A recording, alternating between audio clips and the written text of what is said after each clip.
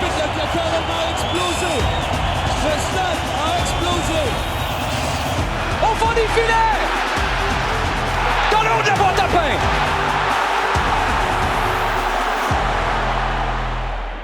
Mesdames, Messieurs, bonjour. Édition du 23 mars dans la taverne Plein Axe. Merci d'être là avec nous. Frédéric Laure, comme d'habitude, Olivier Brett, descripteur des matchs du CF Montréal. Bonjour. Salut, avec un invité de marque. Mais ça... Te rappelles-tu dans le temps qu'on disait que ce serait le fun de l'avoir ici pour pouvoir y poser des questions directes? Non. Ben, j'ai dit J'ai ça tout la oublié. semaine passée. Tu m'écoutes pas. La semaine passée... Hein? Qui parle? Qui parle? La semaine passée, j'ai dit, ouais, Patrice Bernier, ce serait le fun de l'avoir à l'émission. On va vendre la mèche un peu. Là. On avait tendu une perche déjà à ce moment-là pour être capable d'avoir une discussion soccer. Puis parler d'un gros match qui s'en vient en fin de semaine. Et non, je ne parle pas de celui du Canada qui va être en action, mais plutôt de celle de sa fondation. Patrice Bernier, comment ça va? Ça va bien, les gars. Merci de l'invitation. Écoute, on savait, on s'entend là, que ce soit à RDS, à bâton rompu, au centre Nutrilet, au stade, peu importe, il y a rarement un shortage de sujets de discussion en ce qui concerne le CF Montréal. Mais là, même depuis que tu es arrivé il y a une vingtaine de minutes, on a de la difficulté à arrêter de jaser de ce match-là. Donc, j'ai très, très hâte de voir ce que ça va donner au cours des prochaines minutes avec une question. Est-ce qu'elle est un peu trop dramatique? Un peu dramatique parce que le concept aussi, c'est qu'on va parler d'ailleurs en MLS, on va aussi s'attarder à l'équipe nationale parce qu'il y a un match, tu dis, il y a peut-être Patrice Bernier et ses amis, mais le Canada joue contre l'Islande aussi en fin de semaine. Ça, on va parler de ça. Mais tu as raison, il y a d'habitude une question parapluie qui encadre notre discussion sur le CF Montréal. La question, c'est ça. On s'est demandé, est-ce qu'on l'atténue, est-ce qu'on la craint? Puis finalement, on a choisi quoi? Quel genre de traces cette défaite-là, en fin de semaine, va laisser? Pour ceux qui ont raté un épisode, on vous met ça en rattrapage. Encore une fois, le CF Montréal voit une équipe réduite à 10 avec, c'était 30 minutes de jeu à faire. CF Montréal qui menait sur l'expulsion 3-2 avec un penalty. Prince Owusu qui a marqué 2 buts dans ce match-là. Il reste 10 minutes à faire en fin de rencontre. Tu mènes 3-2, t'encaisses comme tu l'as fait quelques semaines plus tôt, 2 fois avec un homme en plus. Ça, c'était à Chicago. Là, c'était face au FC Cincinnati qui finalement gagne 4-3. Tu me diras que 4-3, ça, c'est un résultat signature pour FC Cincinnati, CF Montréal. Je me rappellerai toujours la date, 17 juillet 2021. Ça, c'était le grand retour post-pandémie. Étais-tu encore avec le staff dans ce temps-là, toi? Non, avec Will? J'étais encore au club, mais pas dans le staff avec Will. Mais écoute, puis la question qu'on se pose, c'est ça va laisser quel genre de traces? Puis je te dirais que les dernières saisons ont un peu dicté le choix de cette question-là parce que ça fait penser aux résultats à Chicago il y a 2 ans. Ah, mais c'est ça, moi je voulais commencer, puis j'en ai parlé, j'étais sur l'avion hier, l'avion qui a eu un peu de retard. Ça, c'est une autre histoire, mais j'en ai parlé avec 2 personnes sur l'avion, 2 personnes du CF Montréal, puis ça me fait penser à Chicago 2024. Exact. Le fameux but de Kenan Acosta à la fin du match, parce qu'à ce moment-là, pour mémoire, Montréal, je ne sais pas si vous vous rappelez, mais 2 victoires, 1 match nul en début de saison. Puis c'était un début de saison où c'était 6 matchs sur la route à ce moment-là. On était à quelques minutes seulement d'être 3 victoires, aucune défaite en 4 matchs sur la route. Ils ont perdu. Ensuite, ils ont enchaîné nul, victoire. Ils ont enchaîné défaite et victoire, finalement, contre Cincinnati. Mais à ce moment-là, l'équipe de Laurent Courtois n'a plus jamais été la même. Ils menaient 3-1, puis ils se sont fait remonter 4-3 aussi, avec finalement ce fameux dernier but poussé par le vent. Moi, je trouve que ça ressemble à ça. Puis des gens ont acquiescé.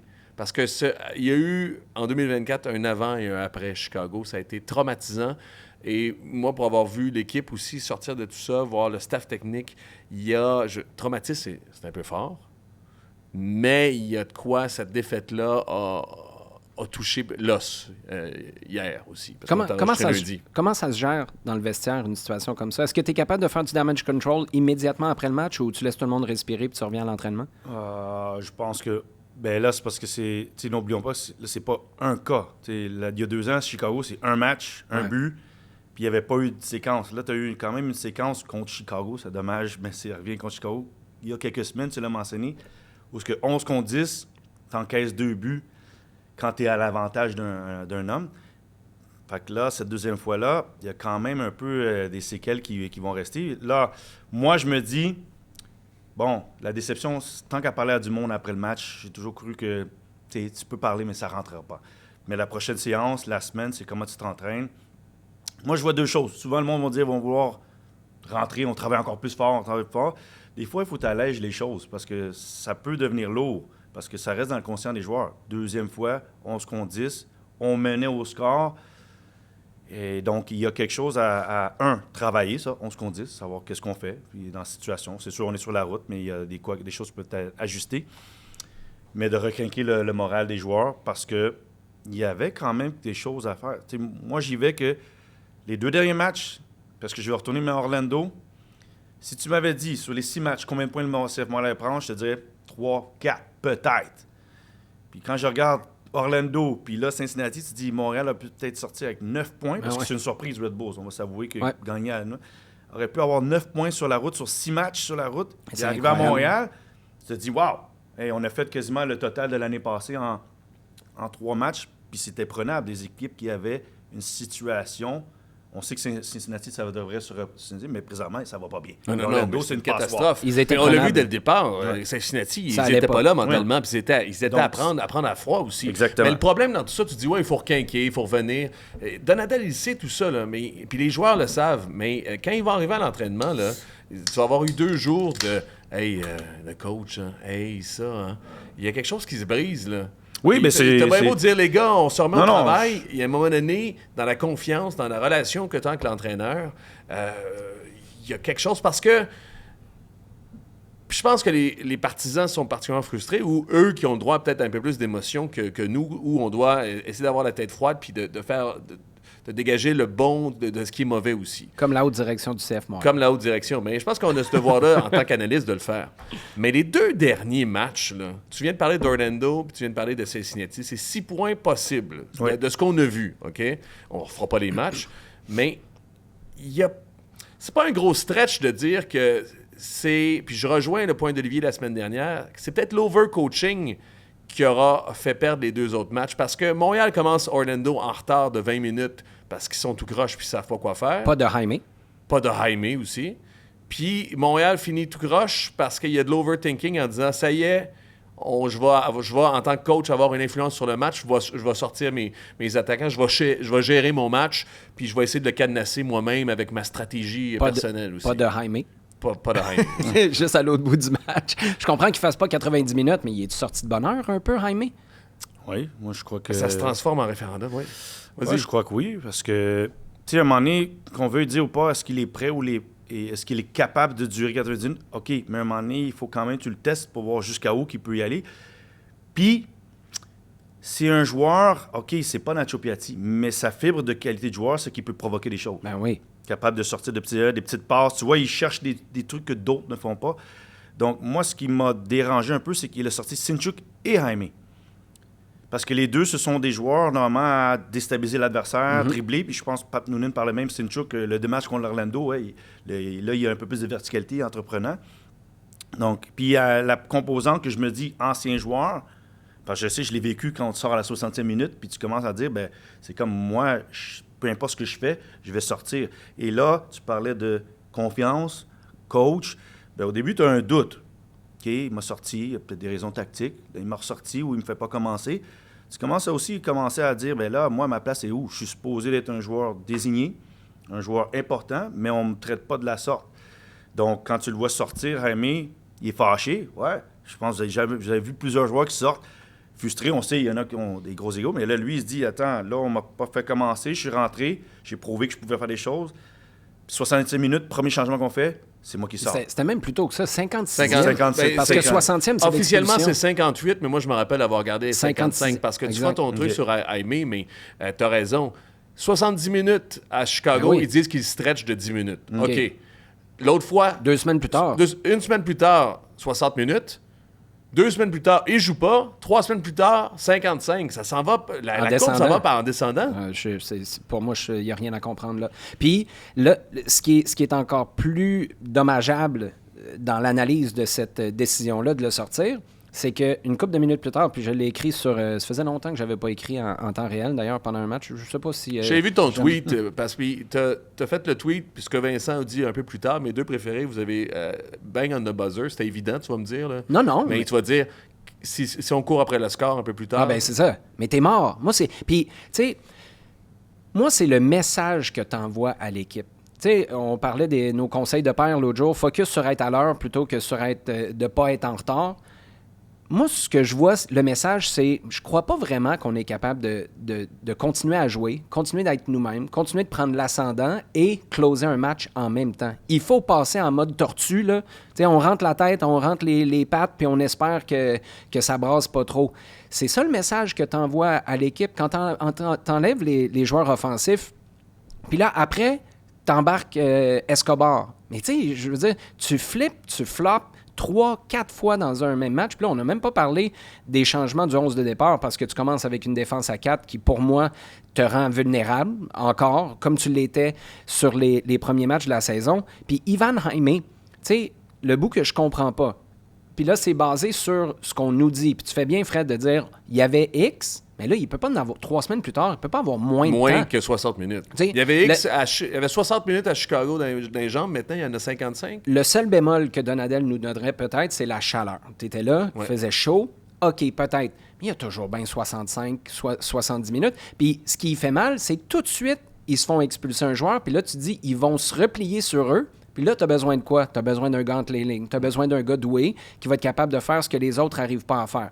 Puis ce gars-là, c'est Jaime. La dernière chose, c'est que Donadel, avec raison, souligne souvent que dans les autres clubs, là, ils ont un gars qui gagne 7 millions par année. Salutations à Chucky Lozano, qui n'est même pas au stade pour le match. Il y en a d'autres qui font 10 millions qui sont sur le banc. À l'époque, il le faisait souvent, puis il l'a encore fait à propos de Cincinnati avec raison. Avec raison. C'est une équipe qui dépense beaucoup, puis Donadel dit « Hey, il y a de la qualité sur le terrain. » Il y en a, le Denke, c'est un client, puis Evander, c'est un sacré joueur. T'en as un. C'est 27 millions en transfert, ces deux-là. Mais t'en as un qui vaut 5,5 dans ton équipe. Un. Il est encore en prêt, là, mais il vaut toujours bien 5,5. C'est ce que tu vas payer le 1er juillet. C'est comment on laisse de côté aussi souvent, que ce soit du 11 ou tu le retires aussitôt que ça. Ça, c'est vraiment décevant. Moi, je pense... Attends. Puis ça va aller vers toi, Pat. Parce que dans mes notes, j'ai dit le malaise autour d'Ivan Jaime. Parce que ça remonte, ça. Puis je me demande, il n'y a pas... je pense que la direction l'état-major, Lucas Saputo et Donadel s'entendent bien, puis il y a une cohésion. Il y a une cohésion, une chimie qui est en train de se faire. Mais elle n'est pas... elle n'est pas exceptionnelle en ce moment. Puis ça, c'est une inquiétude aussi dans une équipe qui est en reconstruction. Parce que, encore, il a dit, après Orlando, il n'y a pas l'intensité nécessaire pour faire le pressing. C'est pas un gars, c'est pas le style de gars, visiblement, qui correspond fit à son style. En même temps, c'est ton joueur désigné que ton directeur sportif est allé chercher. Il n'est pas un ailier gauche. Lucas Saputo nous dit que c'est un ailier gauche. Écoute, puis on nous a dit, la fenêtre des transferts ferme, là. Il a dit lui-même, on a encore besoin d'un ailier gauche, puis on a encore besoin d'un 8, alors que tu as le Toury, Longstaff. Tu pourrais mettre Herbers. Il veut pas mettre Herbers, mais il pourrait mettre Herbers, puis Dagour aussi pourrait jouer en 8. Combien ça t'en prend, des 8? Mais pour toi, ça t'inquiète-tu, c'est ça? Le numéro 8, c'est là, j'ai regardé les matchs. Pour moi, le milieu de terrain, c'est là qui est surtout de la façon qu'il veut jouer. Il n'y a personne qui tient le ballon. Puis tu as besoin de quelqu'un qui a beaucoup de volume, qui peut couvrir. Puis je regarde, on va parler de New England. J'ai regardé leur match. Les autres, il y en a un, il peut faire un peu tout. Il joue, il va chercher, il donne, il couvre du ballon. Quand tu en as un, que ce volume-là, dans la Ligue, il y en a plus... Des équipes qui ont ça. Je pense qu'on parle à Tvarkov de San Diego. C'est pas un grand coureur, mais il dit que le tempo, il est là. Lui, c'est plus au niveau de la passe. Mais il y en a d'autres. C'est vrai que c'est un ancien défenseur central, hein, Tvarkov. Et Diego Chara, qui est à Portland, qui est là depuis des lunes, il est encore là. Même s'il est moins jeune, il a quand même ce rôle-là. Tu as besoin de ce joueur de volume. Et donc, si tu n'es pas pour faire confiance à Samuel Piette, d'être un niché devant ta défense, puis je défends puis je couvre, parce que c'est ça sa force défensive, bien, tu as besoin de quelqu'un qui va avoir du volume pour faire tout. Ça veut dire être capable d'attaquer, de revenir chercher le ballon, faire distribuer. C'est pas un chef d'orchestre, mais c'est un gars qui a du volume, qui peut avancer sur le terrain. Attends, je veux juste faire la différence. Tu dis, on a besoin d'un milieu de terrain. Avec un entraîneur différent, es-tu satisfait de ce milieu de terrain-là? C'est ce que j'allais demander. Te satisfaire Piette puis Longstaff, ça peut Piette puis Dagour. Pour moi, j'ai déjà mentionné dans un Twitch, après un match, il a fait un open forum, j'ai parlé. Je comprends qu'on met la jeunesse parce que de ce style-là, on veut du monde qui couvre et qui suive les joueurs. Mais mon opinion sera toujours pareille, l'expérience va bien au-dessus de la jeunesse. Puis Samuel Piette, qu'on n'aime pas nécessairement son jeu offensif, sa qualité, c'est d'être au centre, de guider les autres. Puis il a des qualités, avant tout, c'est sur l'aspect défensif. Donc, lui, pour moi, c'est important qu'il soit là. Puis deux, c'est pas juste que c'est le capitaine. Je pense que quand j'ai vu les matchs, c'est un des seuls qui guide les autres où aller. Le plan de match, parce que j'aime bien Morales, mais je suis pas encore, il y a encore le status. Gillier, il parle beaucoup, mais il est loin en arrière. Quand ça se passe dans le milieu, c'est qui commence à dire tu as besoin de Samuel Piette. Parce que c'est pas Victor Laurie qui. Puis ça, c'est pas basé sur son jeu, c'est basé de sa prestance de dire là, c'est ce qui se passe, voici ce qu'on a. Moi, je vais rester avec lui ou il va falloir qu'on switch. Samuel Piette, il a ça, il a l'étoffe, il a l'expérience, il a le vécu. Et son style de joueur, ses caractéristiques sont défensives avant tout. On sait, c'est peut-être pas un shutdown homme à homme, mais c'est un gars qui peut rester devant ta défense puis permettre à l'autre, que ce soit Longstaff ou Lautouri, de dire tu peux aller t'aventurer, moi je vais rester ici. Vas-y, mon gars. Et donc, on se rappelle dans le temps quand c'était Victor Wanyama et lui, on avait dit Victor Wanyama, parce que peut-être de sa mobilité, il doit rester devant la défense. On va permettre à Sam d'avant. C'est un peu la même stock. Tu arrives à Samuel Piette, qui lui doit rester devant la défense, puis il permet à l'autre. Moi, je pense que milieu de terrain, c'est plus important qu'un ailier parce que tu as Jaime, tu as Carmona, tu as Sinchuk, tu as même Escobar que tu peux écarter, tu as Streit que tu as été chercher. Donc, en avant, tu as quand même des arguments pour dire on peut les bouger. Mais en milieu, moi, tous les matchs que j'ai vus, ça passe à travers le milieu. Peut-être c'est parce qu'ils sont homme à homme, mais peut-être aussi on n'est pas assez solide à gagner ces duels qu'on a besoin. Donc, c'est quelqu'un qui a une corpulence physique puis qui peut faire jouer. C'est ça qu'il veut. Le monde idéal, ce serait d'avoir Yaya Touré. On ne va pas jamais avoir Yaya Touré, mais c'est un peu ce profil-là de gars qui peut faire un peu tout puis qui peut projeter l'équipe balle au pied ou en volume de jeu de vraiment couvrir le terrain. C'est exactement ça que Donadel désire. Un gros milieu de terrain, même gros physiquement, là, au-dessus de 6 pieds aussi. Mais Ali, t'es Lucas Saputo, il reste 4-5 jours à la... Pas pour la taille, mais t'as besoin d'un gars qui se volume. Non, mais c'est ça, exactement. Puis ça peut être Piette. Ben, même temps, moi, je suis comme toi, ça peut être Piette, mais dans le man-to-man, il reste pas devant la défense. Il faut qu'il parte à gauche et à droite, puis il faut qu'il aille dans l'autre surface par moment. Mais t'es Lucas Saputo, là, parce que je viens de te dire... On t'a offert un ailier gauche, tu l'as mis en 10. On t'a offert un gars... Thoralson... Continue de m'enlever les mots de la bouche. Thoralson... Continue. Non, mais c'est... Je suis d'accord, tu en offres-tu un 8? Vas-tu y en chercher? Ben, je pense que c'est là que tu t'en allais. Moi, à un moment donné, à fini quand la liste? Tu sais, parce que à un moment donné, ça va être... Puis là, c'est sarcastique, évidemment, là, mais ça va être... Je veux un défenseur latéral blond.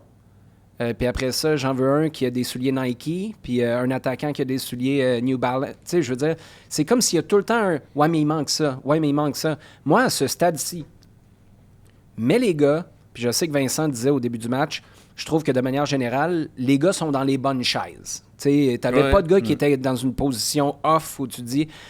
En même temps, c'est encore un 11 qui change. Thoralson qui dégage. Tu sais, je veux dire, Thoralson, il joue systématiquement. Pourquoi là... il dégage. Place-le, à la limite, comme défenseur latéral droit. En même temps, c'est conséquent. Puis, ça va être mon autre point après ça, là, mais c'est conséquent avec probablement que Thoralson, c'est un as dans sa poche. Parce qu'il y a toujours besoin d'un as dans sa poche. Thoralson est là à la place de Jaime, notamment à Orlando, en disant on ne sait pas ce que l'autre équipe va faire. Thoralson me permet d'avoir une flexibilité tactique. Je peux le replacer dans le match sans faire de changement, sans brûler un changement. C'est pour ça. Moi, je pense que c'est pour ça que c'est Hidalgo qui est à droite puis Thoralson. C'est là où, pour moi, là, tu sais, quand tu fais tes licences de coach, Pat, t'en as fait, on dit coach ce que tu vois, pas ce que tu penses ou ce que tu sais ou ce que tu anticipes. Coach ce que tu vois. Je trouve qu'on coach tellement 3-4 scénarios plus tard. Tu sais, laisse la game se développer. Puis à chaque fois de recommencer, moi, je trouve que c'est pas bon pour un groupe comme ça. Il y en a trop des changements. Puis pour revenir à ce que tu disais tout à l'heure sur Lucas Saputo, moi, je dirais, puis souviens-toi, on en a parlé avant que la saison commence, les carrés de sable à l'époque d'Olivier Renard qui disait « Moi, j'assemble l'équipe, toi, tu la coaches. Ma job, c'est de mettre le meilleur groupe possible dans l'effectif. Ta job, c'est de maximiser l'effectif que tu as sous la main. » Moi, là, je suis Lucas Saputo, là, puis ça veut pas dire que je suis à couteau tiré avec Marco Donadel ou je le ramasse d'un bureau. Loin de là. Mais je dis, là, il n'y aura pas de magasinage basé sur ce que tu me demandes. Ça va être basé sur ce que nous, on décide comme club, puis toi, ta job, c'est de maximiser ce groupe-là. Parce que là, on est revenu avec des défenseurs latéraux, right? Mais pendant 2 semaines avant, tu avais des pistons. Puis là, des fois, ça prend des gars qui rentrent, mais d'autres fois, c'est un système où tu peux pas avoir des gars qui rentrent parce que tu as Carmona et Jaime qui jouent comme milieu En offensif. demi-espace. C'est une choc aussi, rentrait cette fois-ci, plutôt qu'être sa ligne. Mais là, moi, je suis désolé, les choses, le système change beaucoup trop souvent pour que, basé sur les feelings de cette semaine-là ou de ce mois-là, on dise on a besoin de tel gars. Non, regarde, aie des réponses sur l'effectif que tu as en ce moment, puis après, on décidera. Tu as beaucoup trop de solutions ou d'options ou de décisions qui ont été prises, qui ont chamboulé cette équipe-là, pour que, comme dirigeant, là, je fasse « OK, je vais te donner ce que tu veux ». Ça ne veut pas dire que ça n'arrivera pas down the road. Là. Ouais, mais en ce moment, faut que tu simplifies. Prouve que tu es capable de siphonner le maximum du groupe que tu as là, puis après, on t'en donnera plus. Tu demandes 3 boules de crème glacée, là, mais quand tu en as une à tombe à terre, on va te laisser en gérer une, puis après ça, on en ajoutera. Je vous rappelle qu'il y a toujours 2 façons de suivre les contenus de KO Sport, soit en s'abonnant au ko-sport.tv. Vous avez droit à différentes primeurs, des offres spéciales, des rencontres avec les animateurs de la station. Sinon, vous pouvez toujours nous suivre sur YouTube. Alors, abonnez-vous à notre chaîne. À bientôt. Les gens vont trouver ça bizarre, ou du moins tiré par les cheveux, mais je trouve dans la victoire face aux Red Bulls, une des choses qui a vraiment fait du bien, qui a amené de l'allant, puis qui a amené une espèce de meilleure cohésion, c'est d'avoir Petrasso sur le côté, qui faisait... Comme piston. Comme piston, qui faisait le couloir au complet. Puis tu sais, tu t'es dit, aïe, il y a de quoi, il y a de l'allant un peu plus. Puis c'est Petrasso, là. Puis je pense que c'est un bon joueur. L'an dernier, on a vu ses limites, à mon avis, mais il mérite amplement d'être là, mais... Puis là, on parle encore du magasinage. Comment ça se fait qu'on pense pas... Qui est derrière Petrasso? Comme piston ou comme défenseur latéral? Un des deux, parce que Petrasso joue, là, quand il joue pas, que ce soit dans la formation qu'on a vue contre les Red Bulls, que ce soit contre la formation Cincinnati, si tu l'enlèves, qui joue à sa place? Ben là, c'est parce que je pense que là, c'est soit Thoralson qui rentre, peut-être Guboglo qui peut faire l'affaire, mais là, il est là, puis c'est un gaucher à gauche. Puis moi, je l'aime bien parce que, tu sais, c'est des positions, pour moi, c'est des positions que... Si on parle des positions qui dérangent le moins, qui n'affectent pas autant, à moins que tu aies un joueur super qui est capable de couvrir le couloir. Jordi Alba, là. Ouais. Il fait sa job. On s'attend à la lune de Petrasso, mais il fait sa job. Il va à gauche. L'année passée, je pense qu'il a 2 ou 3 assists. 2 buts, 4 passes. Il met ses centres, il monte. Est-ce qu'il se fait déclasser, déplacer de son côté? Non, il fait sa job. Là, on parlait d'Aimé. Mais s'il n'est pas un vrai ailier, ça veut dire, maintenant, dans le terme soccer, il joue dans la pochette. Ça veut dire qu'il n'est pas vraiment un 10, mais il n'est pas vraiment un ailier, fait qu'il rentre dans le couloir gauche. Bien, ça permet, quand tu dois créer une combinaison entre Aimé et Petrasso. Ça veut dire, moi, je me rappelle, c'est pas dire que ça fonctionnait tout le temps, mais Nacho, on savait, il coupe à l'intérieur. Ambroise, il partait. Ambroise, il savait qu'il n'avait pas toujours avoir le ballon, parce que Nacho, c'était sa qualité, c'était utilisé parce que tu crées une déstabilisation, puis je vais rentrer, puis s'il faut que je t'utilise, j'utilise. Bien, pour Jaime, ça peut être ça. Puis là, c'est de créer. Puis vous parliez du 11, bien, c'est la stabilité. Puis je suis d'accord avec vous, dans le monde moderne du soccer, on dirait que les coachent toutes les situations. Éventuellement, si l'autre équipe fait ça ou va jouer de même, je vais rentrer, je vais se regarder. À un moment donné, il faut qu'un 11 se stabilise puis qu'il trouve des automatismes. Puis après ça, tu sais, même, je prends l'exemple des très bonnes équipes dans la Ligue, on va regarder leur 11, c'est majoritairement pareil. Puis ceux qui jouent la CONCACAF, c'est quand il y a la CONCACAF qui commence à changer 2-3. Ça bouge un peu. Mais c'est parce qu'il y a la CONCACAF, mais ils maintiennent le 11. Regarde Nashville. C'est le même 11. C'est Espinoza, c'est Sturridge, Mukhtar en avant. Là, c'est juste parce qu'on a joué la CONCACAF peut-être mercredi, puis on sait que le match retour, on les fait pas commencer, ils rentrent dans la deuxième mi-temps. Mais c'est le même 11. Après ça, le reste, la structure... Ici, on appelle ça la doctrine Jim Curtin. C'est lui qui nous l'a le plus explicité. Il dit, moi, je change pas. Plus que 2 changements, je perds. Mais surtout, si t'as pas... 2,5 changements, je perds la match, c'est sûr. Si t'as pas une stabilité de dire... Parce que aussi, les joueurs, tu sais, on a vu contre Red Bull, j'ai dit, Carmona, Jaime, il semble... Il y a quelque chose qui se bâtit, là. Ben, ça prend du temps. Puis, tu sais, oui, je sais qu'on est dans le monde de résultats. Ça veut dire, faut que je gagne. Mais eux autres, c'est 3-4 matchs ensemble, puis tout d'un coup, ils te font passer assist, passer but, puis on a vu Carmona ce qu'il est capable de faire maintenant, il frappe de distance. Et à un moment donné, là, c'est plus eux que tu vas changer, c'est OK, qui j'apporte? J'enlève Sinchuk, je mets Thoralson, je mets Straight, peut-être au sous, je le change à Rios, ou peut-être c'est latéral. Fait que là, c'est de créer du monde qui vont te créer de l'offensive. Puis je vais finir là-dessus. C'est ligue, je vous l'ai répété déjà, je sais pas une fois à travers les années. 50 buts et plus. Sur 18 équipes qui se classent, il y en a 15 qui ont 50 buts et plus. C'est dans une ligue d'attaque, si ton attaque produit, tu peux avoir une défensive moyenne. Mais si tu n'as pas d'attaque, il faut que ta défense soit béton comme les Nashville de dans le temps avec Zimmerman, puis qu'on encaisse très peu, puis qu'on gagne par la marge de 1-2-0, puis on a Mukhtar qui contribue à 60% des buts. Juste deux choses rapidement là-dessus. Tu as raison qu'on est dans une ligue, dans une business de résultats, mais c'est là où ça fait aucun sens. Tu l'as eu, ton résultat, face aux Red Bulls. Ouais. Ça a fonctionné, puis on a décidé de changer quand même par la suite. Après, moi, ces changements-là, si tu as une équipe, là, Pep Guardiola, il serait capable de faire 3-4 changements importants dans son équipe, mais les gars sont tellement intelligents, sont tellement rodés, sont tellement bons avec le ballon, puis c'est tellement détaillé que tu peux faire ça.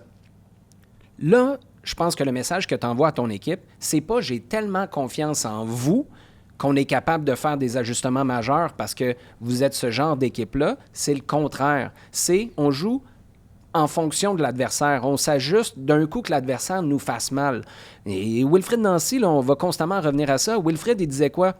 Quand tu lui demandais, tu sais, vous en allez jouer au FC Cincinnati, ouais, on s'en fout, on va jouer notre game. Tu demandais à son adjoint, Jason DiTullio, hey, qu'est-ce que on s'en fout, on s'en va jouer notre game. Qu'on soit ailleurs ou qu'on soit à la maison. Là, c'est comme si c'est une boîte de Cracker Jack, ça change à chaque fois d'un match à l'autre et ça change combien de fois dans le même match?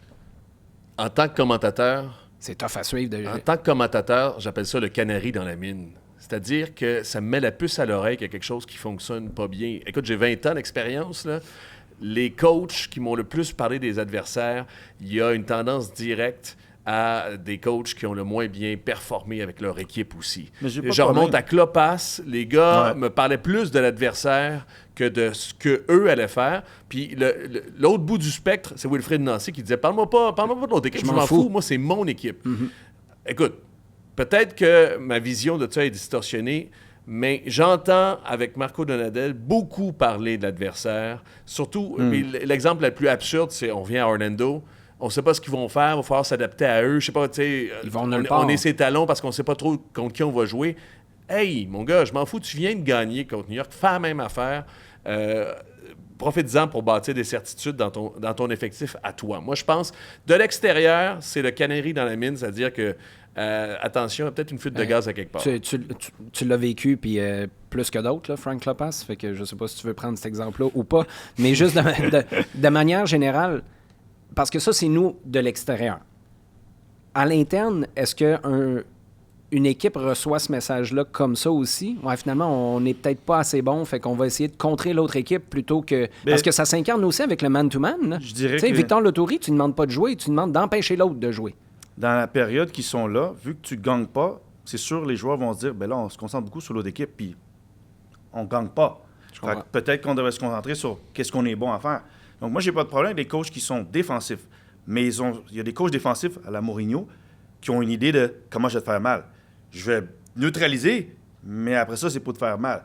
Et donc, quand on parle de Jaime Sinchuk, c'est OK, moi, je sais que je suis peut-être pas aussi bon avec le ballon, mais comment je peux puiser les trois autres à dire, OK, vous, je veux que vous revenez, mais partez en contre-attaque, créez quelque chose, faites du danger, puis on sait, là, lui, ici, à droite, à gauche, il part trop à l'attaque, on va partir dans son dos. Il y a se concentrer sur...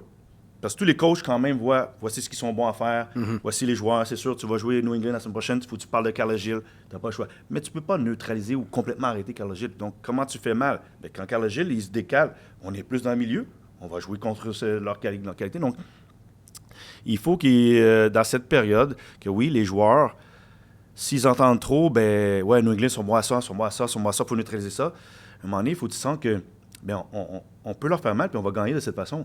Le mot d'ordre, c'est d'être positif, dire voici comment on va les battre. C'est pour gagner, c'est pas pour perdre. On doit les arrêter parce qu'on sait qu'ils sont bons. Il faut respecter l'adversaire. Mais ceux qui sont de nature plus, je veux dire, dominants, on va leur dire, on va imposer notre façon. Puis ta façon peut être, moi, je vais te bloquer médian, je vais t'arrêter, puis je vais contre-attaquer. Ça n'a pas besoin d'être high press, mais c'est d'envoyer le message aux joueurs. Puis comme je dis, on n'est pas dans les studios avec les joueurs pour savoir qu'est-ce qu'ils leur disent vraiment, mais Si c'est ça le message, à un moment donné, on va dire, ben, OK, ben là, on fait juste parler de eux autres sont bons, eux autres sont bons, eux autres sont bons. Nous autres. Ben nous, Non, c'est puis quoi c'est nos pas forces, c'est quoi nos qualités? Tu parlais de. C'est pas juste les équipes dominantes. Tu as fait référence à Nashville à l'époque avec Zimmerman. Ouais. Là, Gary Smith, à l'époque, l'entraîneur de Nashville, disait pas OK, les gars. Non, il faisait. Nous autres, là, on est solides défensivement. Ouais. On verra après ça. Mais à la décharge aussi, puis c'est un équilibre. Je dis canari dans la mine parce que ça donne un indice. Ça veut pas dire que ça va exploser aussi. Mais moi, ça me donne un indice quand les entraîneurs parlent des autres équipes à ce point-là. Oui, non, je suis trouve que d'accord avec Marco en parle beaucoup. À sa décharge, tu dis comment faire mal. Puis Mourinho, c'est un bon exemple pour le commun des mortels. Orlando, il avait identifié que physiquement, c'était tough aussi. C'est pour ça qu'il se gardait, supposément. C'est une façon de justifier de garder Jaime sur le banc en disant on va leur faire mal en fin de match. Ça Oui. lui a littéralement explosé en pleine face. Je suis moins là. un fan de ce que tu calcules que peut-être les 30 dernières minutes Ben, ou la c'est deuxième ça. mi-temps, le match va s'ouvrir. Moi, je suis tes meilleurs éléments. Ils doivent être sur le terrain. Puis s'il faut que tu les sortes souvent, tu les sors pas à la 15 ou 25 dernière minute. Mais oui, je suis d'accord de ton point de vue. C'est que c'est une optique de on va maintenir le match 0-0. Puis après, on va essayer de gagner le match. Allons mettre un 0. Puis moi, je reviens sur le match d'Orlando. C'est que c'était une proie qui était... Le facteur, c'était une passoire à la défense. On sait tous, si vous avez vu tous les matchs, même le match Red Bulls, ça aurait dû finir. C'est Max Crépeau qui joue par-dessus sa tête, qui a empêché un 5-1. Ils ont changé d'entraîneur, donc tu veux dire, on va les mettre sur les talons tout de suite. Pas le temps de trouver leur confiance. Puis que c'est arrivé, ils ont trouvé leur confiance à travers la première parce période. que- Puis là, on dit, OK, on va défendre le résultat. Puis voilà, mais oui, je pense que il y a moins. Puis- Quand tu arrives, Je m'excuse. Elliot. Hey, tu m'appelles par le nom de ton gars. Ça a un rapport à notre Trop proximité. relation, visiblement. Fait que là, moi, il faut que je continue à parler Je puis que voulais je t'écoute m'excuser, pas, par dans le contre. fond, c'est ça? Excuse-moi pour deux choses. Pour t'avoir... Vas-y, patine. Voilà, c'est ça. Pour, Vas-y, skate. mon inconscient a parlé aussi. Je m'excuse de ça. L'autre chose, je voulais m'excuser parce que la semaine dernière, tu as dit est-ce qu'il y aurait de l'overcoaching? Dans tout ce qu'on dit, là, il y a des bonnes idées, là. Puis Donadel, je pense que c'est un player's coach aussi. Ouais. Mais dans tout ça, son staff en ce moment, il y a de l'overcoaching. Là. On suranalyse. Là. Mon gars, c'est ce que tu fais bien. Je prends l'exemple numéro Tu sais, 1. tu sors, il a sorti, on a dit Jaime trop tôt. Là, c'est Ouais. comme, il a voulu, OK, je suis un coach, je vais prendre mes responsabilités. Je dis, oh, relax. Là, mon gars. Je vais prendre l'exemple numéro 1 de son club, Manchester United, à Morim. Michael Carrick, il n'a pas changé la donne. Il a simplifié les choses, donné confiance aux joueurs. Puis là, maintenant, tout d'un coup, tu enchaînes les résultats. Tu sais, je sais, dans l'ère moderne de coaching, c'est toutes les situations. Puis tu sais, tu as fait les cours de coaching. En fort, bas, en bloc médian, en passe bas. Puis je trouve qu'il y a trop. Laisse les joueurs jouer, mets-les en confiance, puis mets-les dans les structures que tu veux, puis ça va se bâtir. Il y a une chose que j'ai remarqué qui ne change pas, à moins, comme tu l'as dit, Manchester City. Puis même Manchester City, Pep Guardiola, dans les bonnes années, là, ou du moins qu'il y a moins de blessures, c'était le même 11. Ouais. Même 9 gars qui jouaient, ils rotationnaient parce que les autres jouent 4-5 matchs par semaine. Il y a du volume. Fait qu'il faut qu'il volume, mais tu dois maintenir une stabilité. Puis, je répète, va voir LAFC, va voir les équipes qui sont en première place. Oui, ils ont des changements, mais ils ont un 11 qui est plus ou moins, je vais dire 9. Tu as 9 gars qui restent. Puis tu en as un ou deux. C'est ton attaquant, ton latéral, peut-être un milieu. Et c'est comme ça qu'après ça, les gars ont une confiance dans ce que tu mets en place. Parce qu'après ça, c'est eux qui doivent le conduire sur le terrain. Je reviens que je dis à la partie de Samuel Pitt, parce qu'on va sentir que je suis à la défense de Samuel Pitt, mais tu as besoin du monde qui guide le reste sur le terrain. Puis tu as besoin d'avoir ces gens-là qui sont là. Puis j'ai compris que la colonne vertébrale est quand même de personnalité. Gillier, Piet, Owusu. Mais il faut qu'ils soient sur le terrain en même temps. Il faut qu'eux, ils se drivent pour que quand tu parles... Moi, je le dis tout le temps à tout le monde, ouais, capitaine Bernier, ouais, mais j'avais Assun Camara, j'avais Van Bush, j'avais Didier Drogba quand il était là, puis j'avais d'autres gars vétérans, j'avais Marco Donnell. Ouais, puis Là, Nacho, c'est facile de passer. sportivement, là, Oui, Nacho, c'était pas la plus grosse c'était personnalité. le leader technique, tu savais, mais tu avais au moins, quand tu voulais passer un message, on est 3-4 à le dire. Puis si un te... Ah non, écoute-le. Là, donc, il y a tout ça qui rentre là-dedans de maintenir le navire stable. Je peux-tu juste lui demander, parce que ça fait 2 fois qu'il Vas-y. dit. As-tu l'impression qu'on fait avec Piet ce qu'on a un peu fait avec toi? On perd des saisons, puis parce qu'on accepte rapidement. Toi, c'était il est vieux, il s'en va à la retraite. Là. On t'a mis à la Je retraite pense 4 qu'il ans il avant. tombe pas. Tu sais, Sam, il a juste 30 ans. C'est juste que c'est sûr, la game avance plus. Puis la façon de jouer, que je pense, homme à homme, C'est pas on pour sent que lui, le faire 60-70 minutes, puis je dis on sent, je présume, je ne vais pas baser la question, que lui, le faire sur 70 minutes, ça va être trop. Je préfère mieux 70 minutes qu'il fasse trop, puis que je rentre quelqu'un d'autre de frais qu'il le fasse. Et oui, ça a des conséquences pareilles, mais il y a 30 ans. Moi, j'arrive, je ne vais même pas dire que c'était une excuse, mais honnêtement, j'avais 35, 36, puis on se disait, bon, quand est-ce que Patrice va avoir l'année de trop? Il n'est pas encore arrivé à ce que tu dis, Sam, là, il dit, à part gérer la saison complète, qu'il ne jouera pas 34 matchs, tu peux qu'il fasse 75% de tes matchs partants, puis qu'il skip.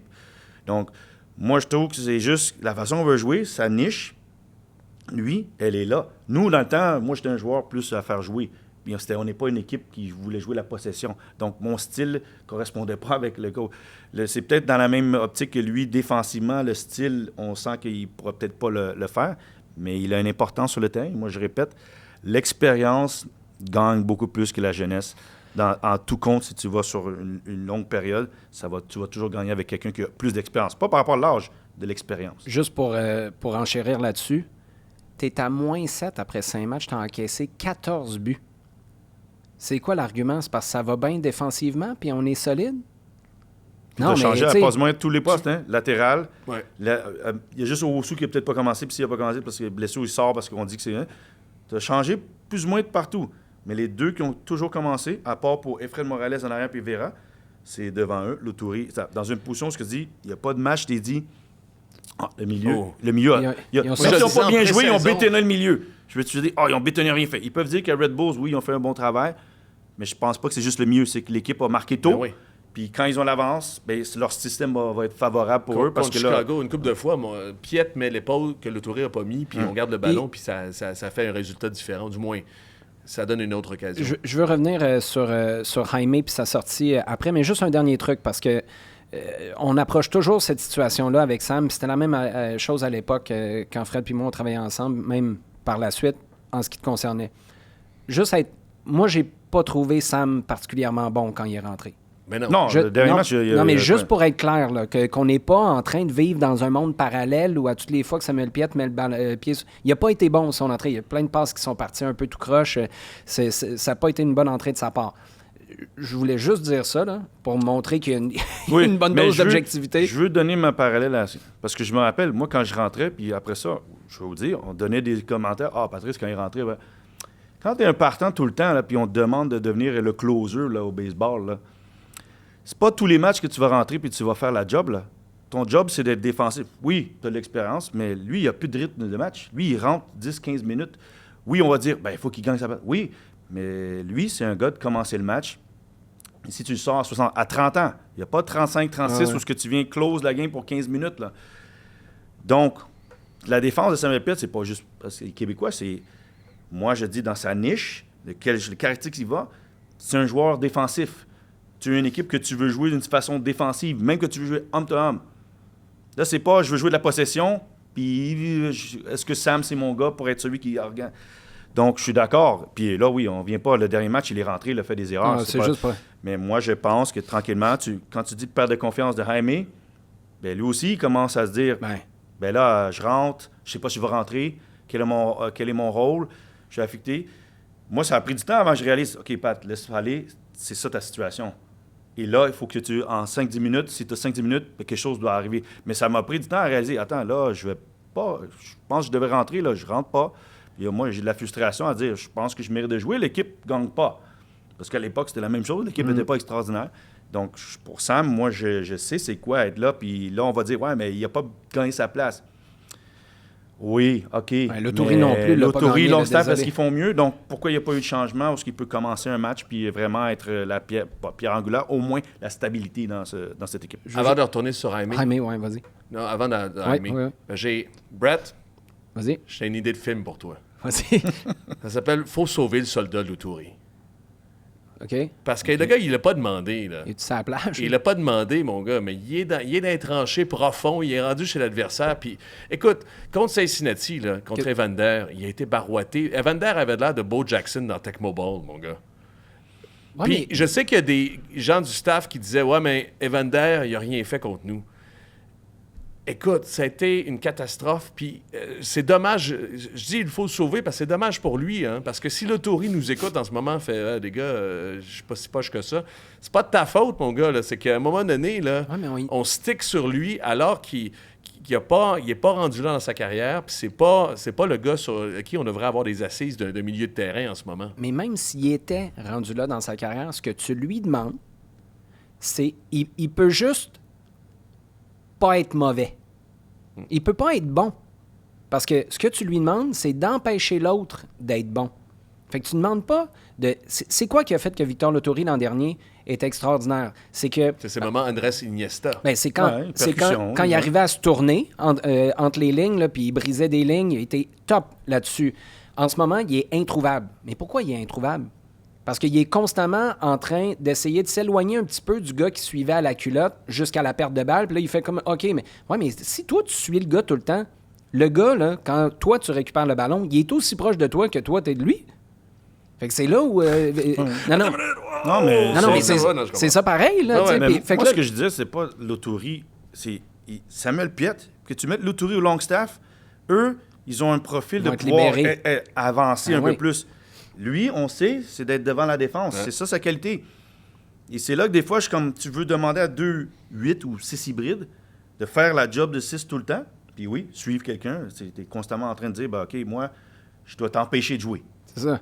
Mais quand je vais jouer, si je pars, je vais toi penser que je t'ai laissé tout seul puis je dois partir. Donc, c'est là que moi, je dis d'avoir quelqu'un qui, lui... Ça, c'est quand on a le ballon, il part. L'autour, il part, il se dit, ben Sam, au moins, dans le man-to-man, il va être capable de gérer 2 gars ouais. pendant que j'ai peut-être été tenté dans la surface. Puis tu vous l'avez mentionné, l'année passée, pourquoi lui, ça a été bien pour l'autour, un peu plus libéré. J'avance, on a commencé à avoir des dernières passes, des percussions, des tournées. Donc, moi, c'est pas de... L'autour, il vient pas le bouc émissaire de pourquoi Sam. Il dit, moi, c'est juste Sam. Puis tu mets quelqu'un d'autre à côté jusqu'à temps que tu vas chercher un milieu que tu dis, OK, lui, c'est à partir de lui qu'on va bâtir cette équipe parce qu'il est capable de faire tout. Il est capable d'être l'homme qui décide puis que je peux peut-être mettre un autre 8 à côté de lui ou je mets un 6. Puis le Touré l'année passée, parce que tu avais ce tournée brisé des lignes où il a vraiment pris un step à l'été, là, c'était une des révélations pour ça. Puis la deuxième chose, c'était quoi? C'était en fin de match, quand tu le voyais, tu disais, qu'est-ce qu'il fait là? Il est milieu défensif, puis il est rendu au corner en haut à gauche à mettre de la pression. Son volume. Mais là, si tu sais que ton gars, là, lui, il va pas te suivre, puis que ça se peut que tu le laisses traîner au milieu de terrain, vas-tu mettre de la pression haut en avant? T'as beau être Victor Lotori puis avoir 14 poumons, tu te dis, non, je cale brasse sur ce pressing-là parce que je vais me faire prendre à la perte du ballon. Tu es tout le temps en train de penser à l'adversaire ou au pire des scénarios, pas à ce que tu peux gagner. Puis je pense que c'est là où le message, il y a peut-être de la valeur, une certaine valeur là-dedans, mais il y a un équilibre à aller chercher. Puis l'autre chose, parce que tu revenais à l'expérience de Piette, à un moment donné, tu te mets à douter. Là, tu as ton capitaine qui se dit, ouais, OK, je sais pas trop dans quel... Parce que là, ça devient presque du Jesse Marsh, là. C'est que tu es en train de dire que ta manière de jouer, ça ne cadre pas avec Samuel Piette. Bien ça, il n'y a pas beaucoup d'alternatives, là. Soit le coach change d'idée, soit toi, tu te résignes à ça, ou éventuellement, c'est un autre coach qui a une autre idée. Je veux dire, il n'y a pas... C'est une autre équipe pour le joueur aussi. Tu as raison, mais là, c'est une grosse décision, je te dirais, de vie pour Piette à ce stade-ci de sa carrière. S'il était Mathieu Choinière, j'aurais pas le même réflexe. Fait que là, tu as lui, puis tu as Ivan Jaime qui se dit, ben moi, j'étais 1000% certain. 1000%, là. Il n'y a pas de doute dans son esprit. Ces mots ils vont déclarer. Ils vont, vous allez m'acheter. Il l'a dit à Lucas Saputo, puis il l'a dit à Antonin Bessner de RDS. Je suis 1000% certain qu'ils vont m'acheter. Là, quand il sort à 56e, il se dit, ouais, ben, finalement, peut-être 200, là, puis ça descend un peu. Puis l'autre affaire qui me... Ça, je serais curieux de savoir ta perspective de joueur par rapport à ça. Moi, je pense qu'un des gros problèmes pour cette équipe-là, où l'ambiance était top, là. Tout le monde était unanime. Il y avait un esprit de corps dans ce groupe-là. Tu n'avais pas joué un match encore, là, mais humainement, il y avait quelque chose d'intéressant. Mais là, quand tu arrives sportivement, je me bats pour quelle place sur le terrain? Puis je me bats contre qui? La hiérarchie, le depth chart, c'est quoi? Puis quand tu changes soit toi-même de position d'un match à l'autre, comme Thoralson ou Jaime, ou tu changes de système, Brian Vera qui se ramasse défenseur latéral gauche, qui se ramasse au milieu d'une défense à 3, dans une défense à 3, après ça au milieu d'une défense à 4. Moi, je me bats pour quelle place et contre qui. Puis le contre qui devient important pour Ivan Jaime. Parce que tu dis qu'il n'y a pas plus que, mettons, 58 minutes. Tu as jugé là, que lui, il avait topé. Mais pour faire entrer Opoku. Il y a des gens qui m'ont pas texté, qui m'ont Opoku, tweeté, lui, dit straight. Non, mais il était même pas là. Il était pas là. Ben c'est ça. Mais Opoku, là, avec les matchs qu'il a joués, lui, dans les 2 dernières années, tu sais, je pense pas que c'est un stretch de dire il y a pas plus 30 minutes que Jaime en a 60. Là. Je veux dire, il est rentré, puis c'est pas de sa faute, là, Opoku, mais il était flat de chez flat. Qu'est-ce que tu veux qu'il fasse? Non, mais je dirais que par rapport à Sam, parce que Opoku, la réalité, c'est que sûrement, il a convaincu à l'entraînement parce qu'il gagne sa place, il gagne dans le cœur du coach, à dire il mérite des minutes. Mais il n'y a pas eu des minutes dans les autres matchs. Donc, tu sais, des fois, tu as 10 minutes, tu reprends la vibe d'être sur le terrain, la vitesse de jeu. 30 minutes, c'est quand même beaucoup, là. Oui. Mais 30 minutes, mais sur un match. Ouais. Quand est-ce qu'on a vu Opoku les autres matchs? Il n'est pas rentré dans aucun des matchs. Il y a 150 minutes l'an passé. Les Il y a autres 160 années. minutes. Ce que je veux dire, c'est que souvent, le monde, je comprends parce qu'il dit, tu as une opportunité, prends-la. Mais toi, le rythme de match, là, retrouver ça, là, ça ne s'achète pas. Ben non. L'entraînement, là, tu peux t'entraîner comme tu veux, arriver dans le match et être fin prêt, à moins que tu aies un Cristiano Ronaldo, ce monstre, que tu surentraînes pour être vraiment prêt. Je m'attendais pas à s'y rendre, puis qu'on fait « Ah! Opoku est revenu, le gars, il y a 2 ans, avant la blessure de la cheville. » Non, mais Donc, il est justement là, mon point. T'es Ivan Jaime, puis on Oui. le sait, là. Tu dis, Opoku rentre pour Jaime. OK. Mais encore, c'est par défaut que tu fais les choses. C'est que tu t'enlèves Jaime parce que tu dis, on veut pas qu'il crash. Mais il peut peut-être arriver quelque chose de bon aussi, là. T'en as Non. combien dans cette équipe-là qui sont capables de donner la passe au Wusu en début de match? Non. Il y en a pas tant que ça, mais si t'en as une à 70e, puis Ouais. Jaime est sur le terrain, as-tu plus de chances que si Opoku est là? Bien, vient la partie qui va être intéressante parce que là, on a vu comment Jaime est sorti. Moi, je pense tout le temps, hein, tu sais, tout le monde parle de Wilfried Nancy à Columbus, puis que ça a comme juste tout marché. Mais c'était pas évident Non, il a vendre à recadré des Cucho gars. Hernandez Ah ouais. que tu dois défendre. Parce que le coach d'avant lui donnait de la lassitude, puis là, lui, il y avait une structure un peu plus où que tu dois être là. On va trouver le ballon, mais tu dois défendre. Donc, il y a ce travail-là. Est-ce qu'il a le profil? Non, mais tu dois le convaincre d'aller faire un peu plus parce qu'on va te trouver.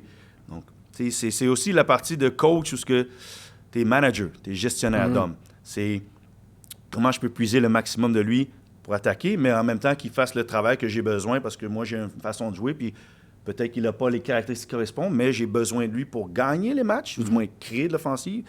Et donc, c'est là la partie d'être ingénieux, parce qu'il y en a beaucoup de monde, oui, ils regardent Columbus, mais Cucho Hernandez, au début, il n'était pas vendu sur on va avoir le ballon, mais là, moi, j'ai pas le ballon tout le temps. Puis lui, il dézonait, jusqu'à temps qu'on lui a dit c'est comme ça, puis il a rentré, puis il a gagné, puis là, après ça, qu'est-ce qui est arrivé? Bien, candidat à joueur par excellence, puis transféré Il a en aplomb. explosé. Il faut que tu arrives à ces joueurs-là, parce que moi, je considère les joueurs à gros égaux.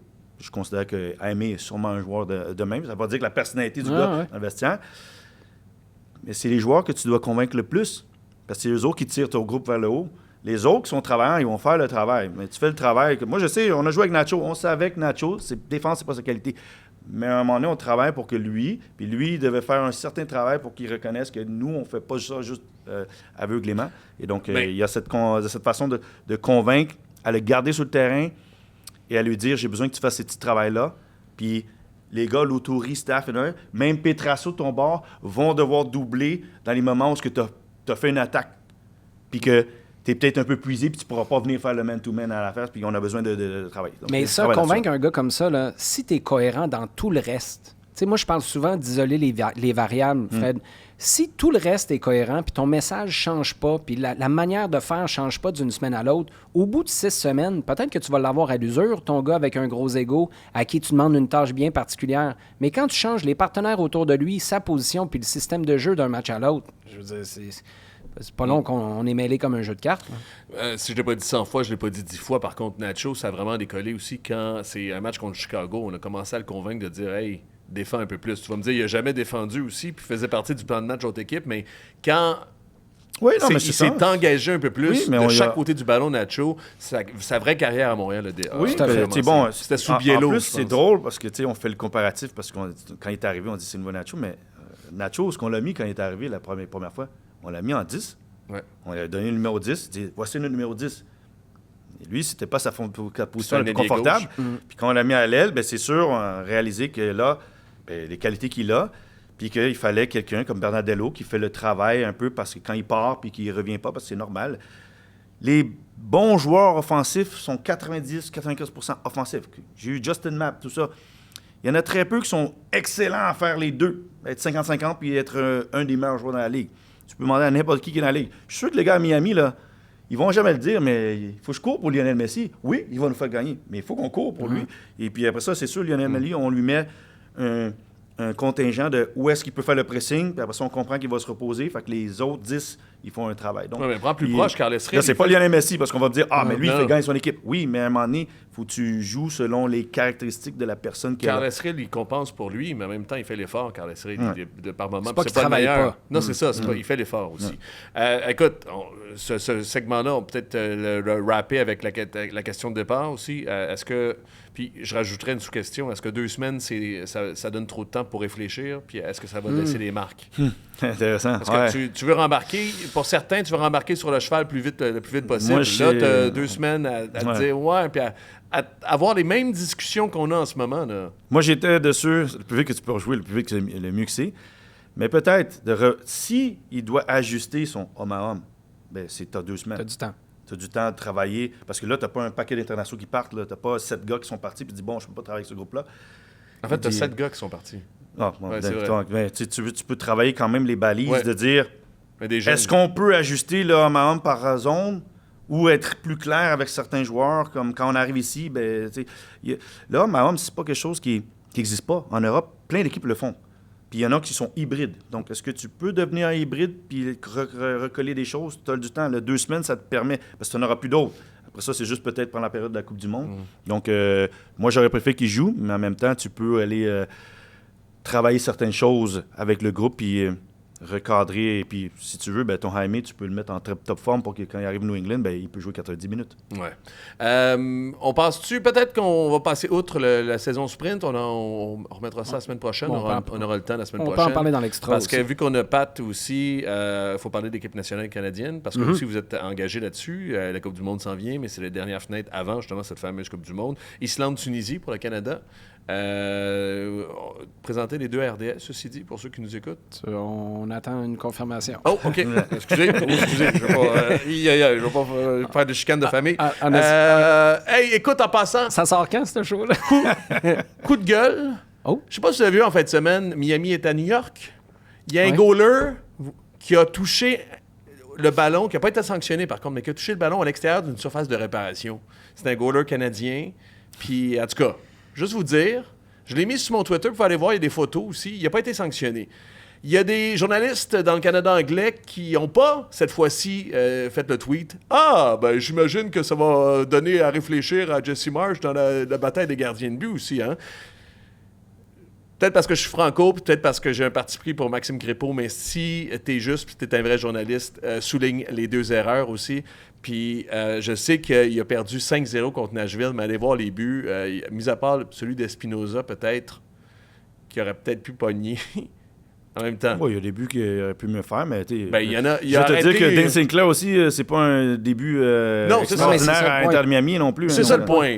Puis donc, tu parlais de la performance de Crépeau contre New York, qui a perdu 4-1. Regardez le match contre Nashville, il en fait des arrêts là aussi. Non. Ça aurait pu être 8-0 aussi, même 8-3 aussi ce match-là. Mais tu sais quoi, regarde. En tout cas, Crépeau, je trouve que les gens sont puis je trouve que des fois, même, je sais pas ce que c'est dans le Canada anglais parce que j'ai pas la même relation, mais les partisans devraient. Rappelez-vous Crépeau, Whitecaps de Vancouver. Crépeau, quand il a monté en puissance parce qu'il prenait 15 tirs par match, puis il faisait des arrêts, puis il perdait 3-0, mais à ce moment-là, on disait si Crépeau n'était pas là, ça serait plus pire. Là, si on essaie de... Je pense qu'il y a un parti pris entre qui est le numéro 1, qui serait le numéro 1, puis l'année passée, parce que Maxime a perdu son poste à James Pantemis, puis Dan Sinclair est devenu gardien de l'année. Ça a comme dit au grand public, c'est lui le numéro 1 du Canada. Moi, je pense que Jesse Marsh n'a pas nécessairement fait sa décision en fonction de comment leur saison a été. C'est en fonction de... À chaque fois qu'ils sont venus jouer pour le Canada, les 2 ont performé. Qu'est-ce que je veux comme gardien de but? Parce que moi, je prends que, si on parle de qualité, Maxime Crépeau parle beaucoup plus sur le terrain. Il a une présence. Dane est peut-être plus grand, puis il fait un arrêt extraordinaire, plus clutch, si on peut dire, même si Maxime peut le faire aussi. Mais Maxime, tu le vois alentour des corners, il place ses gars, il a même peut-être un rôle de leadership dans le groupe, parce que tu n'as pas besoin d'être le capitaine pour être le leader. Mais Max, oui, il est dans une équipe qui est une passoire. La défense, elle est mauvaise. Vous avez vu les matchs d'Orlando. n'importe qui serait dans les buts prendrait des buts. Et là, oui, des buts que tu peux en passer, je suis d'accord. Maxime, il peut mieux faire, mais c'est pour ça que je reviens sur le CF Montréal. Il y avait de quoi à faire ce match-là parce que c'est une équipe qui est mal en point présentement puis qui n'a pas d'identité, surtout défensive. Parce avec que beaucoup de qualité offensive, mais pas d'identité défensive. Je trouve que c'est... Puis j'en fais même un devoir de le faire. Notre Bretter nous a dit, ultimement, entre Sinclair puis Crépeau, par rapport à tout ce que tu as dit, c'est le storytelling. C'est Le profilage qu'on fait d'un puis de l'autre. on s'en va, ça semble inéluctable de s'en aller vers Dan Sinclair, puis le Canada anglais semble embrasser ça avec grand plaisir. Moi, je veux juste être dans le coin de Maxime Crépeau, parce que sportivement, encore, c'est 50-50. Il y a des décisions à prendre, puis Marsh les prendra, mais j'espère que ça sera sportivement. Puis moi, dans tout ça, c'est un meilleur distributeur aussi, Max. Oui, puis il a été clutch avec le Canada. Il a été il a été clutch dans des moments où c'est... des moments idoines, des moments là, où il y a quelque chose d'émotif, un arrêt à faire, et il les a fait, Maxime La Crépeau. partie de Dane que je pense qui le pousse plus que Max, c'est les pénaltys. Là, je parle de les gens à l'approche qui font, mais il est clutch parce qu'en pénalty, il a l'avantage qu'il fait des arrêts sur pénalty. Puis ça ne veut pas dire que les matchs de ronde, ils vont en pénalty, mais je pense que dans l'idée des gens, les séries, Minnesota United, fait un push que mais Max Crépeau, il fait des bons arrêts. Mais Max, parce que les matchs finissent, le Canada gagne, il a fait 1 ou 2 arrêts. Bon là, mais quand tu regardes Sinclair, mais Minnesota n'aurait jamais gagné si c'était pas de... Fait que nous, au niveau sportif technique, on se dit, bon, OK, les gardiens de but, là, quand tu regardes ça. Mais les gens à l'extérieur qui se disent, c'est pas juste technique, c'est, mais lui, il a fait gagner son équipe, puis Max, il était derrière James Temis. Comme tu l'as dit, le storytelling pèse sur comment le monde pense, mais je pense pas que Jesse Marsh... Le storytelling a été distorsionné. Il a connu une super Copa il y a 2 ans, puis soudainement, il a perdu son filet. Excuse-moi. Non, mais juste pour conclure là-dessus, en fait, à son crédit, Jesse Marsh a dit que les départs allaient être partagés entre l'Islande puis la Tunisie. Il est cohérent avec lui-même. Là. Moi, je te donne juste mon feeling de l'extérieur que je sens. J'ai l'impression que c'est comme une petite glissade tranquille qui a un feeling d'inévitable. Mais peut-être que je suis complètement dans le champ parce que, souviens-toi, moi, je te disais, en mars, à un moment donné, il faut que tu tranches. Puis Jesse Marsh a l'air confortable de ne pas trancher. À ce stade-ci, si tu es 100% convaincu c'est qui ton numéro 1, moi, je pense que tu tranches. Non, mais il avait dit, l'été passé, je pense, il dit, ma décision la plus difficile va être de choisir le gardien de but. Parce que les deux, à ce moment-là, il dit, les deux le méritent, mais je vais aller avec un. Donc, moi, comme je dis, le storytelling, le monde pousse Dane comme, he's the number one. Oui, je regarde les suites, surtout en anglais, c'est comme Dane, puis après ça, qui sont les secondaires. Parce que mais je pense pas que Jesse Marsh, c'est dans sa tête, c'est aussi clair. Je mets le terreau. Si Sinclair joue, puis il perd ou il déjoue, les gens vont faire « Ah, c'est plate ». Mais si ça arrive à Crépeau, en ce moment, à cause de storytelling, ça va faire « Ah, voyez l'erreur de Jesse Marsh ». Alors qu'ils sont à 50-50, puis je pense que Marsh en est conscient. Je veux juste te dire que si jamais tu as des messages à passer à Maxime Crépeau, tu peux toujours les passer ici, à plein axe. Voilà. Je te dis ça, je te dis rien. La prochaine fois qu'ils viennent me voir, okay, qu'ils se bougent de derrière, qu'ils viennent me voir quand tu es suspendu dans mon boot. Là. Puis là, on parle aussi de 2 gardiens de but qui sont dans les meilleurs de la Ligue. Là. Ouais. On parle pas de un est numéro 1 puis l'autre il est 10e. Ils sont dans le top 10 les deux. Alors, après ça, tu peux partager. Mais le top 5, je pourrais dire. 3e gardien à Luton Town. Là, exactement. Qu'est-ce que vous allez regarder aussi, ou qu'est-ce qui vous intrigue dans les matchs? Parce que j'ai une série de listes, puis au départ, j'étais comme c'est juste une répétition, c'est une générale, mais en même temps, il y a des choses qui sont intrigantes en vue de la Coupe du Monde. Ben, beaucoup de blessés qui sont là, puis qui reviennent. Tu as l'impression que c'est quasiment une intégration sociale là, pour certains. Alistair Johnston, Moïse. Là, ce qui devient intéressant, c'est Derek Cornelius. Lui, on apprend que finalement, il est fit depuis un bon bout de temps, mais c'est juste qu'il ne joue pas à Rangers. Place dans le vestiaire. C'est ça, il ne joue pas à Rangers. Là, tu te dis, il s'en vient-tu en MLS? T'sais, ça semble être un move, ça, qui serait bon pour lui à ce stade-ci. D'avoir du temps de jeu juste avant la Coupe du Monde, un prêt qui s'assoit. Là, c'est quoi? C'est le 26? Oui, le 26 mars. Tu as 3 jours. La seule affaire qui est weird un peu, c'est que son coach en Écosse dit il nous reste une conversation à son retour. Ouais, mais toi, tu connais peut-être pas les règles de la MLS, là, mais c'est. Il va falloir que tu l'ailles par FaceTime là, ou par Zoom, ta conversation. Ça, Jonathan David, J'ai hâte de voir ce qui est... T'sais, là, tu arrives au moment où tu veux voir des gars qui marquent, là. Des gars qui sont capables de laisser leur ça empreinte. t'importe. Parce que moi, c'est une valeur sûre, mais il n'y a pas de question qui joue ou qui déjoue. Là. La question de Jonathan David, là, c'est dans son club. Là. C'est pas avec le Canada. C'est dans sa vie personnelle, dans son rythme. Parce que Jonathan David... T'as raison, mais justement, moi, j'aimerais ça que ça ce soit une bouée de peu importe ce qui arrive en club. Quand je reviens à la maison, ça fonctionne. Moi, c'est juste sa performance pour assurer qu'il n'est pas affecté par la réalité de club. Parce qu'il y a des joueurs, des fois, ils sont joueurs internationaux. Ils arrivent en international. On en a vu des joueurs qui ne jouaient pas en club. Olivier Giroud en étant un. Qui arrive à l'international, Marc. Donc, moi, Johan Venegas. Exactement. Donc, moi, pour Jonathan, c'est qu'il joue, puis tu vois, parce qu'il sait son importance à l'équipe nationale. On sait qu'il va commencer. Moi, c'est s'il a une bonne performance, même s'il ne marque pas un but, mais qu'il crée des occasions, puis il est dans les positions. Là, je ne m'inquiète pas pour Jonathan David dans le gars que je connais, son mindset. Moi, je ne veux juste pas voir que les derniers mois de la Juventus, ça commence à peser un peu peut-être, parce qu'il n'est pas aussi affûté. Et c'est ce que je vais remarquer par rapport à sa performance. Mais est-ce ses performances. Un milieu de terrain sans un Eustáquio aussi? C'est ça que j'allais dire. Moi, c'est une grosse opportunité pour les... C'est un milieu de terrain CF Montréal? C'est des Impact, en fait? C'est une opportunité extraordinaire pour les Québécois, là. Mais oui, mais il l'a déjà fait. Tu sais, la dernière Gold Cup, c'était Mathieu Choignard et Nathan Saliba qui avaient commencé le match ensemble. Puis tout, on était comme, bon, aussi, ça va être Eustáquio, ou je pense Eustáquio. On s'attendait à ce qu'Ismaël commence un peu plus parce que c'était lui, Eustáquio. Donc, ils ont eu leurs opportunités, ils ont prouvé qu'ils pouvaient. Puis oui, ça pourrait être qu'on a un milieu de terrain à 2, parce que ça m'étonnerait que ça soit 3. Connais Saliba, ça se fait? Oui, moi, je pense que oui. Moi, je pense que oui. Après ça, est-ce que Jesse Marsh, il pense ça? Parce que je pense pas qu'ils ont le même style. Je pense que Ismaël, il est plus créatif que les autres. Il est plus vers l'avant. Moi, je pourrais bien les voir les deux, autant que je pourrais voir Mathieu Choignard, Nathan Saliba, Mathieu Choignard, Ismaël Koné. Donc, à moins qu'ils ont un autre milieu de terrain qui apparaisse, là, ou qu'on veut mettre Nico Ségur au milieu, parce qu'il pourrait jouer là aussi. Mais ouais, ça va être intéressant de voir deux Québécois dans l'axe du terrain. En Québécois, Fougerolles. C'est l'occasion peut-être de rassurer. Mais il revient de blessure, là aussi. J'ai hâte de voir comment... La défense est amochée, solide.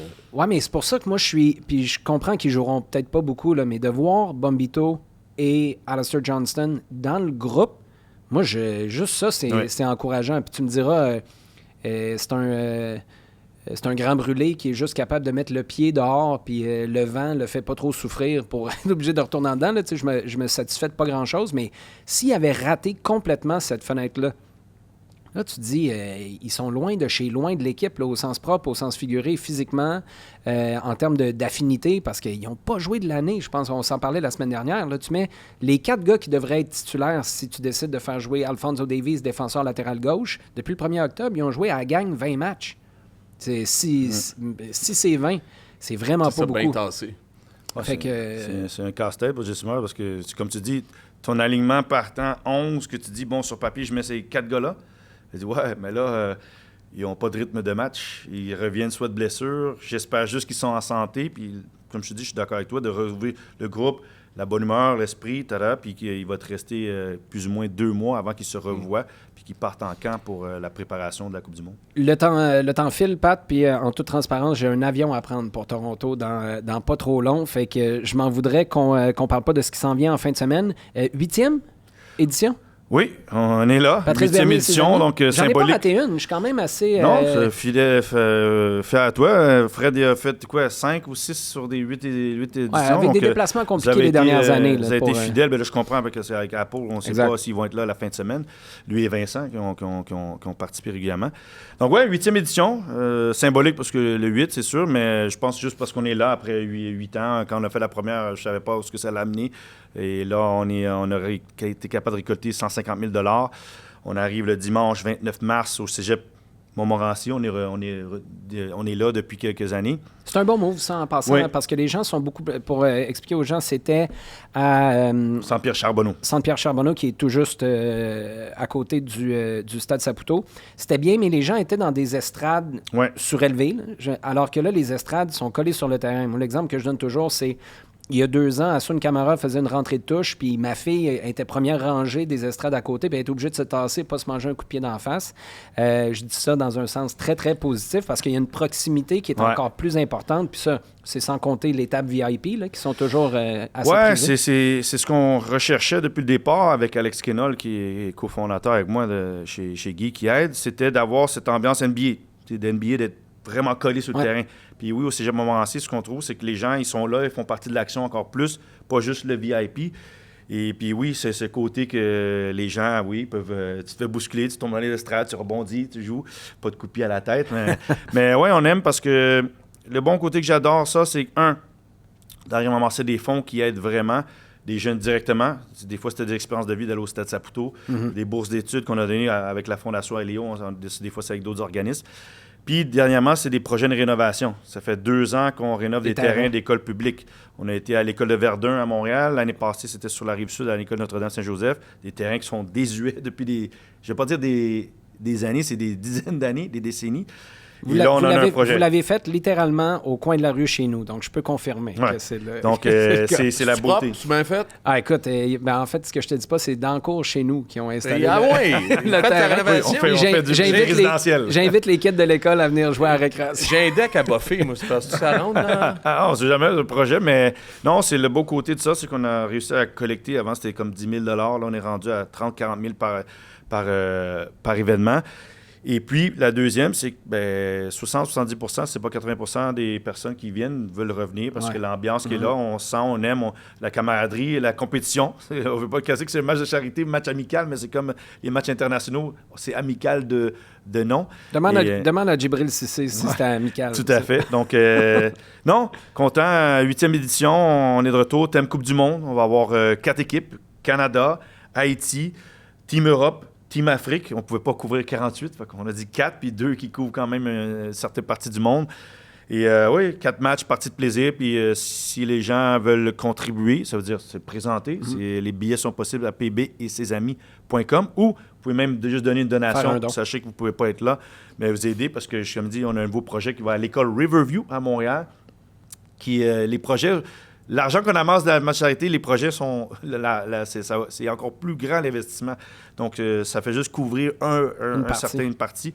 Donc, c'est sûr, le grand support, on l'apprécie là, de présence et juste de donation, tu ne peux pas être là non plus. Pour être clair, donc, c'est samedi, c'est ça? C'est dimanche, le 29 mars. 29 mars, à quelle heure? Ça commence... Les portes vont ouvrir à midi, mais l'événement commence à 1h jusqu'à 4h avec les festivités qu'il y a toujours eu là, puis les présentations des joueurs, des adeptes. Je vais voir si on va avoir un petit match à la mi-temps, mais oui, à partir de 1h, vous pouvez être au Cégep Montmorency le 29 mars. Moi, aller dans un moteur de recherche, Patrice Bernier et ses amis au PA. pb-et-ses-amis.com. Voilà. Moi, je vais me contenter de très peu cette année parce que sur dans 2 des 3 dernières éditions, je me suis fracturé des côtes à Patrice Bernier et ses amis. Moi, si je suis juste capable de... Le problème, c'est peut-être pas l'événement, mais peut-être tes côtes. L'an dernier, c'était Andy Mailly-Pressoir suivi de Sidney Fowo qui voulait m'aider à me relever puis qui finalement m'a donné un swing qui a failli m'accrocher d'un chandelier d'un hauteur du Collège Montmorency. Mais c'est toujours super, super agréable. Puis honnêtement, là, moi, ma femme n'est pas grande fan de sport, mais à chaque fois qu'elle vient, ma fille est là aussi, c'est vraiment, vraiment le fun, surtout pour les familles. Fait que gênez-vous pas à vous présenter. Ça, c'est ma plug très personnelle pour l'événement d'en fin de semaine. Bon, on a plugué vos événements, vos réseaux. Là. Y a-t-il autre chose que vous voulez plugger, les boys? Non, ben moi, papa, j'aimerais ça manger du pâté chinois cette semaine. Ça ne dérange pas, c'est un message de Elia. Tu mangeras ce qu'il y a dans ton assiette, OK, mon grand? OK, hey, merci d'avoir été là. On fait l'extra dans quelques instants. On va se projeter sur la prochaine équipe du CF Montréal et aussi l'équipe de Yoann Damet. On a regardé le match entre Saint-Louis et Nouvelle-Angleterre. Et on fait des conseils. Tiens, tu vas rester avec nous, Pat? Oui. On fait des conseils de père aussi. Je l'ai dit, puis je vais le dire dans les deux, mais Pat, c'est probablement dans le power ranking des pères de la planète. Je sais pas, c'est pas un ranking, mais mon oreille est chargée, ça, je peux dire. Top 3, probablement. Ça fait que c'est un peu... Puis comme à l'habitude, abonnez-vous à la chaîne YouTube de KO Sport. C'est toujours un plaisir de vous avoir comme abonné et surtout de vous avoir en commentaire dans nos épisodes de Plein Axe.